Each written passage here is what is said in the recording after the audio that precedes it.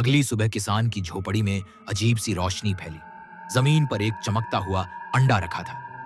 किसान ने डरते डरते उसे उठाया। तभी अंडे के भीतर से आवाज आई, भूख, मुझे भूख लगी है।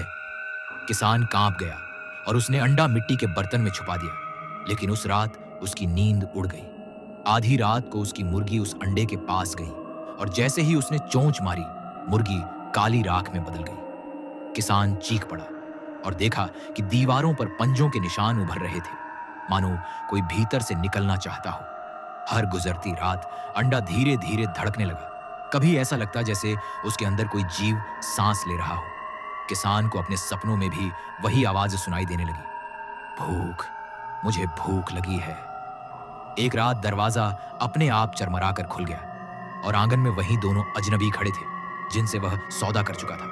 उनकी आंखों में गहरे खाली गड्ढे थे और उन्होंने धीमी आवाज में कहा, तूने हमारी सौगात स्वीकार की है, अब उसकी भूख तुझे ही तृप्त करनी होगी। किसान पसीने से भीग गया और अचानक उसे लगा कि अंडा अब उसके पास नहीं बल्कि उसके सीने पर रखा है।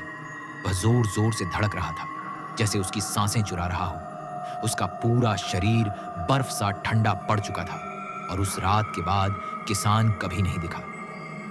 गांव वाले कहते हैं उसकी झोपड़ी से आज भी अजीब आवाजें आती हैं, मुर्गे की बांग, किसी आदमी की दबी चीखें और कभी कभी वही फुसफुसाहट, भूख, मुझे भूख लगी है। और जो भी उस झोपड़ी में जाता है उसे जमीन पर पड़ा सोने का अंडा दिखाई देता है, धड़कता हुआ, भूखा, इंतजार करता हुआ, भूख, मुझे भूख लगी है।